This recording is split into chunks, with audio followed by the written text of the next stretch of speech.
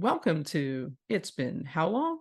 The podcast about Cherry Hill High School East students from the late 1970s and early 80s. This is Kara Siegel. I'd like to welcome in Kim Hammond Bresnan Yes. to the It's Been How Long podcast studio today. Hi, Kim. Hi, Kara. How are you? I'm doing great. Thanks for agreeing to be on the podcast. Oh, well, thank you for having me. I've been so excited. That's great. So, we were just chatting before we got on air, and when I usually start this, I say, here we are 40 plus years, actually 43 years after graduation. But as you just brought up, we've actually known each other for 52 years. Yes. So that goes back to fourth grade at Woodcrest Yes. Elementary School. Yes. So I just wanted to share our class picture. This is from our fourth grade class, Miss McDonald, and I believe that you are right here. That is me. That is me. Short hair, Yep, and pixie then I cut. am down here. Yeah, long hair. Yeah. Yep. Yeah. Oh, wow. Well, and I was looking through my pictures from elementary school, and so we were in fifth grade and sixth grade together as well. Yeah. Yeah. That's crazy. Yep. So Um, it's been a long time. yeah. So here we are, 40 years, 43 years after graduation. And where are you and what are you up to these days? Okay, so right after Cherry Hill East, I went to college. I went to Cabrini College up in Radnor, Pennsylvania. I went to school for accounting. So when I had started there, it wasn't a major yet. So I actually was at Cabrini for 5 years. I didn't graduate till 1985. So I graduated from Cabrini with my Bachelor of Science in Accounting. And right before I graduated, I got offered a job with a company in Northeast Philly doing accounting. So I graduated, I started the job, and I was there. It turned into, at first it was temporary, and then it turned into a little bit longer. So I stayed with it because I liked it. And I was there for probably about 4 or 5 months, and I had to do a project. And that's where I met my husband, Paul. So he was a mechanical engineer we worked for a company, it was called Sobar, which is part of Avery. They make labels, tags, and things like that. And we had to do a project together. So we became friends. And we didn't really start dating till later on. And we started dating, I think, like maybe a few months after that. I needed a ride to work one day, and Paul offered to pick me up because we were both living in New Jersey. He picked me up, and on the way home, it was snowing. So it took us like an hour and a half to get home. And when you're in the car with somebody for an hour and a half, you really get to know them and everything. So that's really where the dating started. So we dated for a while. We got married in May of 1987. So we've been married for 36 years. We've moved a few times because of his job. And we then had our son Jeffrey in 1991. And we had our daughter Megan in August of 1994. Today's her actual 29th birthday. Happy birthday. Thank you. We've been blessed with our lives. I've had an amazing time since I've graduated, high school through college, being married. I mean, you have your ups and downs, and, heartache and stuff like that. But we've just been blessed with, friends, support from our family and everything. So I am retired, and my husband retired from his company, but he bought a franchise. and we since have moved to Charleston, South Carolina. Oh, okay. My two kids are here, and I have two grandchildren. I have one that just turned 2 last week, and the other one, he's a boy too. He will be a year and a half soon. And then my daughter is pregnant with twin girls. Oh, And wow. yeah, she's due in January, but she'll probably go a little bit earlier because she's carrying twins. So it's been exciting. And I forgot to say in there that I stayed home with my kids while they were growing up until they went to school full time. And then when they went back to school full time, I thought, you know what? I need to do something. I don't want to stay home all day. So I went back and I was a teacher's aide in my kids' school because I didn't want to go back into accounting where I was working, long hours, and, if it was tax season, be working on the weekends and things like that. So I said, let me just do something small. So I went back to school as a teacher's aide. I really, truly liked it. So then I decided to go back and to get my teaching degree. So I went to Holy Family in Northeast Philly. I got my master's in education. I got certified in special ed. And I worked in Voorhees Township School District for 18 years. Wow. And then I left there when we moved down to South Carolina. So I've done a little bit of everything. We've moved, I've changed careers. I was a mother to my kids. Now I'm a grandparent to my kids. Just we've done a lot. And it's just been a wonderful experience. Like I said, we've been blessed. Oh, that's wonderful. That's Yeah. wonderful. What do you do for fun? Oh, the beach. Oh, We nice. How so close are where we you? are in Charleston, we're about Oh, half you're at, from yeah. Folly Beach. And every chance I get, we go to the beach. We grew up at the beach in New Jersey in the summertime, and then we go down to the beach here. I mean, we don't have a house on the beach, but we're only a half hour away. And my biggest thing that I like to do is when I get down to the beach is when the tide goes out, we have oyster beds. And I like to go out onto the oyster beds and find shells. I find a lot of like conch shells. There's another one called a trumpet shell, and another little one. They're called olives. Mhm. And I like to go through the oyster beds and look for them. So I do that for fun. I just started back with playing mahjong that I learned like Oh, 10 years ago. I started playing that again, and I took knitting lessons. So I learned how to knit, and I've been knitting a lot of like scarves and socks and baby blankets and things like that. So, that's you know, great. I I'm doing a little bit of everything. I watch my one grandson a couple days a week. You know, so my time is filled. Yeah. Yeah. What sorts of activities did you do back at East? I don't really think that I did anything. I was not an athlete. And, our class was big. The whole school was big. I think we had like 1,000 kids in our class. So unless you were like the cream of the crop, you weren't able to play a sport. So I think it didn't really interest me because I knew that, I could never be as good as some of the kids in our class were. I mean, some of them really went on to, do great things as far as sports and things like that. I wasn't in the marching band.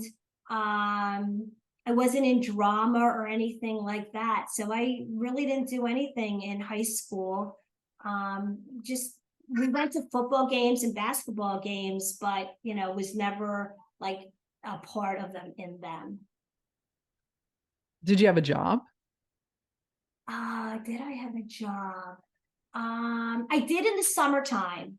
Let me see, what did I do? My dad knew somebody, so like I always had a job doing something in the summertime. I can't really remember what I did. I know one summer we actually lived down at the shore, and I worked on the boardwalk at a bookstore. Oh, that's And cool. which is funny because I don't like to read, but Oh. I like to look at books. So that's what I pretty much did in the summertime, but I didn't work during the school year. My dad did not want me to work during the school year. He only wanted me to work in the summertime because he wanted me to do well in school. So yeah, I didn't have a job, a full-time job or a job all year. Yeah. Um, so have you done any traveling either in the country or internationally? Yes. So when my daughter was a senior, my kids, since we lived in Voorhees, my kids went to Eastern High School, and Okay. my daughter had taken Latin. Oh, And wow. her senior year, the Latin teacher would take the kids to Greece and Italy. So they needed a chaperone to go. And since I was a teacher, I was allowed to go with them. So we went to Greece and Italy for, I guess, about 12 days. And then that's when my daughter was a senior. So that was in 2012. And then 2 years later in 2014, Anne Marie was taking the kids again and she needed another chaperone. So she said, "Do you want to go?" And I said, yes. So we went to Italy and Greece again. We went to different places when we were in Italy and Greece both times. It was beautiful over there. I had a really good time. And, it's just so different than it is here. The food is different. People are different. Just everything is different. And as far as like my family and I, we used to go to Puerto Rico a lot during Easter. My parents would go, and my husband and I and the kids would go. We did that for a while until our schedules changed. Like when my kids were in college and stuff like that, their breaks didn't coincide with my spring break. So then that kind of died down.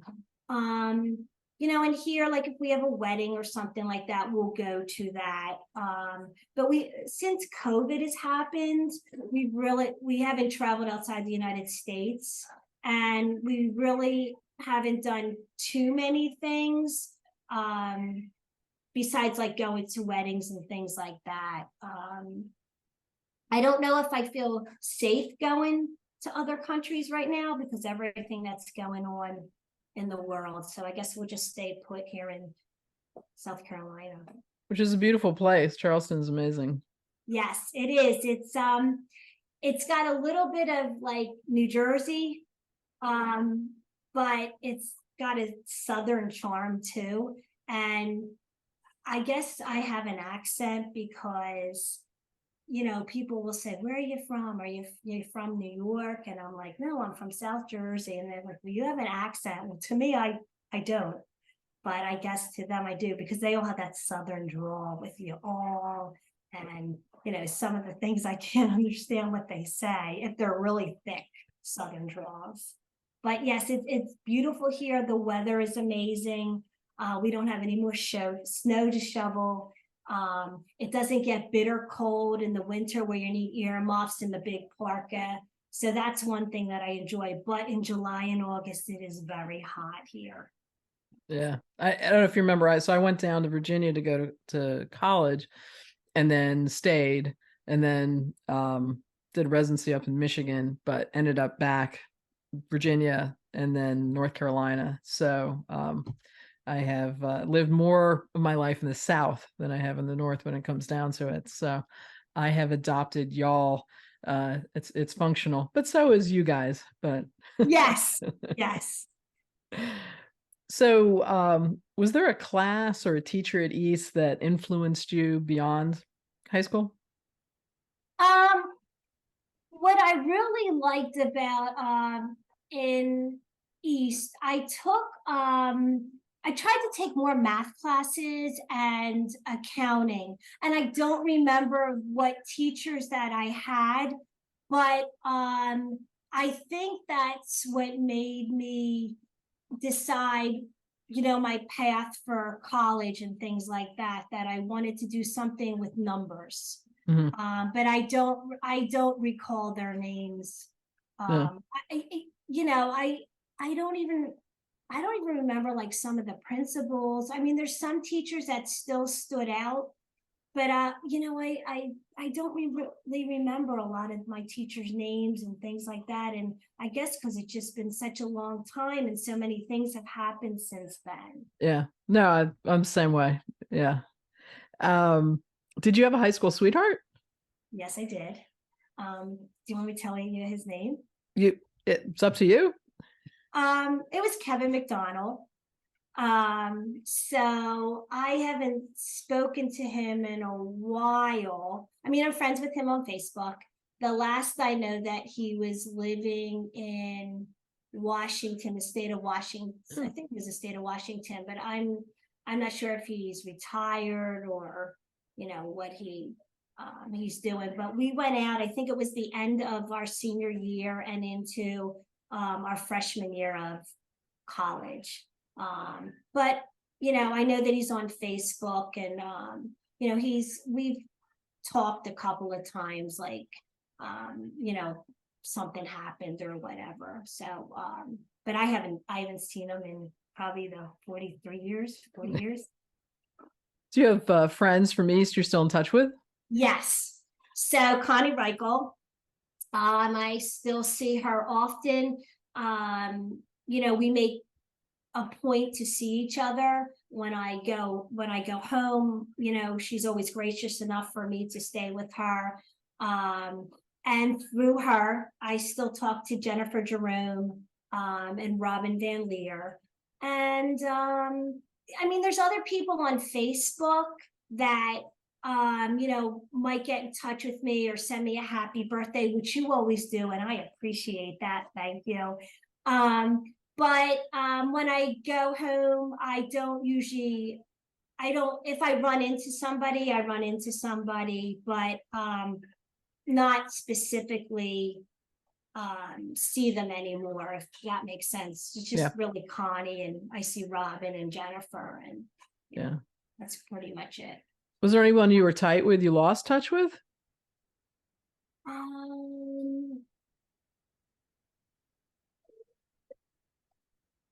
Really? Yeah. It's funny because like you're friends on Facebook, but I guess your lives have gone in different directions and you don't really have things in common with them anymore. So it's nice to see what they're doing, and wish them a happy birthday or congratulate them if something wonderful happens. But pretty much that's where it is. Yeah. Do you have a standout memory from high school that that kind of stays with you? Yeah, the back to the football games. I enjoyed going to those and sitting up in the stands, and the band was there, and I remember they had the Cougarettes, the girl that did the baton and everything like that, and that just sticks in my mind. Like that was a Saturday thing, or when it was the big East-West game during Thanksgiving. And the same with the basketball games too. I think they might have been like on Friday nights and then going out afterwards, like if you were old enough to go out, like if you were driving or whatever. That's probably the biggest thing about East. But I also, I'm proud that, I went to Cherry Hill East. I'm always glad to say that I'm a product of their school system, because when I worked in Voorhees, there was a lot of teachers that were living in Cherry Hill and their kids were going to Cherry Hill East. So I was, proud to say, well, I went there, and I mean, it was a great school system, and I know that it still is. So, Have you been back in the building? No, but I do go by it if I go up there. And when we had lived up there, we would always go down Crescent Road. And every time we would go by, I'd say to my kids, that's the school mommy went to. That's the school mommy went to. And they got tired of hearing it. But I liked it. It was a nice school. Everything was there. There wasn't a sport they didn't have. Like if you were an athlete, you could play lacrosse there, you could play baseball, they had softball, they had track, they just had everything for you. How about the work with rescuing animals that you do? Okay, so I feel sorry for animals. They need a advocate for them. So there's a lot of places that I follow on Facebook. Not a lot, but there's some places on Facebook, and they will have animals that need to be rescued, or they need to find fosters for the animals. And I like to share that because, you know, there's you have a group of friends on Facebook, and it goes out to people all over.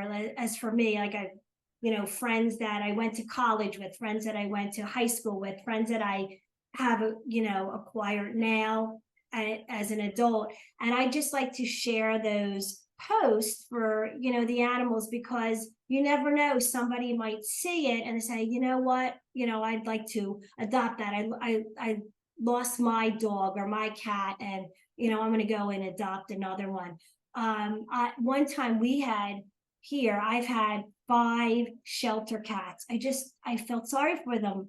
And since 2 of them have passed away, so I have 3 now.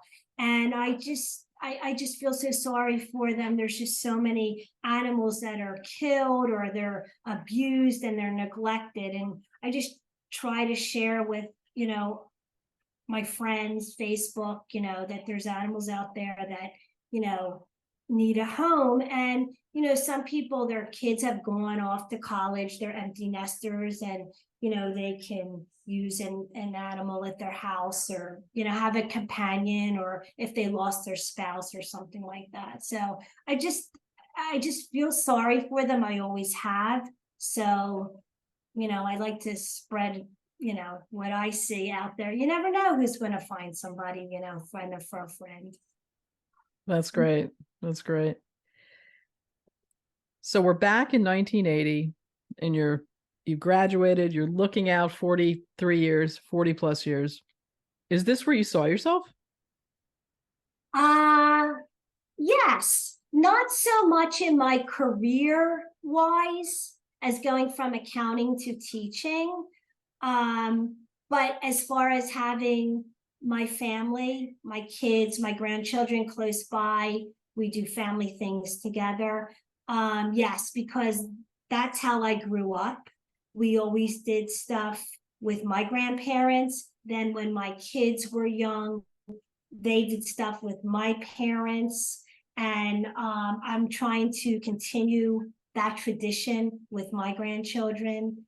And yeah, this is what I wanted, and this is what has happened, and I'm very happy with that. Like I said, we've been blessed, with grandchildren, with our lives, and it worked out how I wanted it to be. Like, not so much necessarily my career, but I mean, my career was good, don't get me wrong, but this is like the added bonus. If you could have picked a dream job, or if you secretly had a dream job, and I owe this question to Robin Garland Bear, what would it have been? You're not gonna believe this. I wanted to be a hairdresser. Oh, So when I had first gone to college after my first year, I didn't like it. And I said to my dad, "Oh, please don't make me go back. I want to be a hairdresser." And he says, "No." He says, "You're going back to school, you're finishing." He says, "After you get your degree," he says, "I don't care what you do." I said, "Okay." So I went back and I finished. And when I was walking in for graduation, Cabrini was a really small school. I think there was only maybe 75 kids in my class that graduated. I saw my father, he was like on the side, and I said, "Dad, I'm graduating today. I'm getting my degree in accounting." And I said, I still want to be a hairdresser. He says, "Once you get the degree, I don't care what you do." But I mean, I never pursued it. I don't know why. It just looked like a glamorous job. I don't think it is. I don't know. I shouldn't say that. I just they work hard, that's for sure. I just thought it would be fun. Like, because when somebody goes in to get their hair done, they're always happy after they leave, So I just thought it would be like a fun job. It never pursued it. But yeah, that would have probably been my job if my dad didn't make me finish school. So I thank him for that. There you go. Um, what was the best piece of advice you would give your 18-year-old self, or maybe you gave your 18-year-old kids? Oh, I think it would be to just be yourself. Don't try to fit into any group. Um, just do what makes you happy. And I think my biggest thing is don't worry about what other people say. Because there's always going to be somebody out there that, doesn't like you for some reason, but don't be unkind.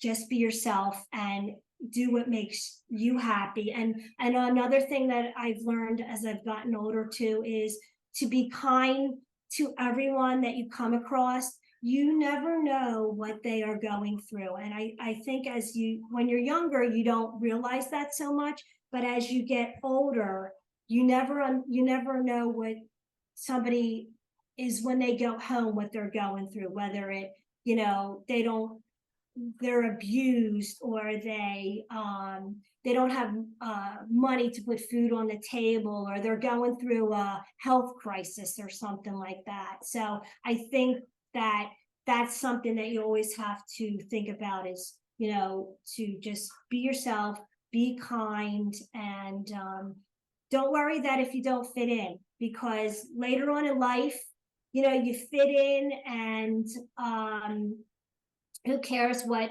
people thought of you, last week or 5 years from then, or even 40 years, like from high school, so, Very, because very, very how sound it used to advice. was, right? Very, It very used to, sound advice. yeah, you had like the popular kids and the kids that were athletic, and you had your kids that were in the marching band, and somebody always said something about somebody else. And back when you're 17, 18 years old, 16 or whatever, you don't realize that. But I think as you get older, you realize that, why did I say that? I shouldn't have done that. That wasn't very kind. So Yeah. that's what I would give Yeah. myself advice for. I wish that I would have given it back then, but Yeah. I think it's a lesson that you learn as you get older. Exactly. So yeah, we're calling this our fast and furious finish. Um, did you have a favorite TV show or a movie or a book from back in our high school days? Well, one book that I got to tell you that we read in high school, um, To Kill a Mockingbird. So Hmm. I think we read it like in 10th or 11th grade. And I liked the book back then. And then when I was at middle school, we taught it in 8th grade. And we really dissected the book. And I I got a better meaning out of it, later on. So that book has always stuck in my head. And when the movie does come on, which isn't too often, I do watch it. I like that. That was the book. I didn't read a lot because I'm not a reader. As far as TV shows, I think I used to watch like on Friday night. I don't know if it was like Dallas or Falcon Crest. Um, I what else?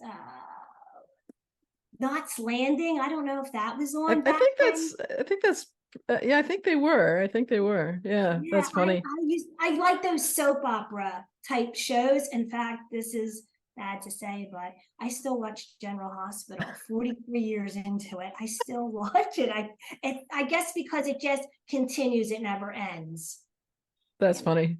Yeah.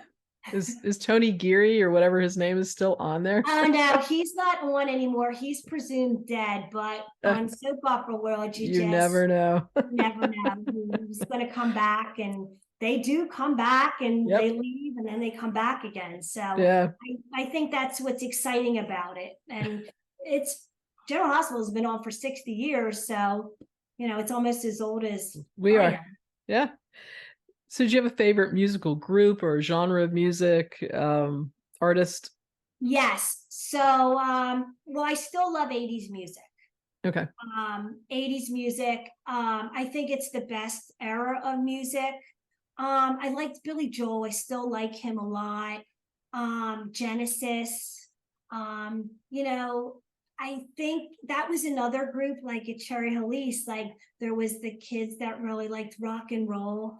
And, you know, they would say, well, do you like Leonard Skinner? Do you like Led Zeppelin? And if you didn't like those groups, then, you know, you were just different, I guess is what it is. So I learned to like those kind of groups too.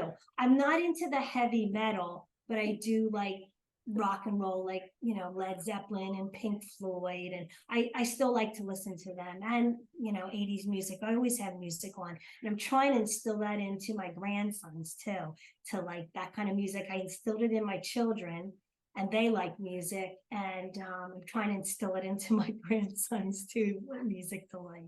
That's great. Did you have a favorite place to hang out, or is it still Yeah. there? When was the last time you were there? So we used to go to H.A. Winston and Yeah. Company a lot, which was on like the west side of Cherry Hill. And then I remember a place on Crescent Road. It was Papagallo's Pizza. And then Hmm. they had an ice cream place next door. And we used to get, I think they have Breyer's ice cream. We got chocolate chip mint ice cream with peanut M&Ms on it. It was like one of my favorite, and the chocolate chip mint was white. It wasn't green like in some places. So we used to eat the pizza, and then you went next door, and they had the ice cream place, and that was a place that we frequent a lot. Do you know if it's still there? Have you been there? No, I think the Papagallos is gone, and it was a Chinese place called Yangtze River. Oh, okay. But the ice cream place is gone, and I don't even know. It's in a little strip mall on Crescent, right before you get to Brace Road. Okay. But I don't think it's there. And of course, H.A. Winston isn't there No. anymore. The only place that I know of that's still around is Kaminsky's, I Yeah. believe, and a lot of people would go there. I went there when I was in college, but that wasn't like a high school place that I would hang around. Frequent. I Yeah. guess because you had to be of age and we weren't of age yet. Yeah. So, all right.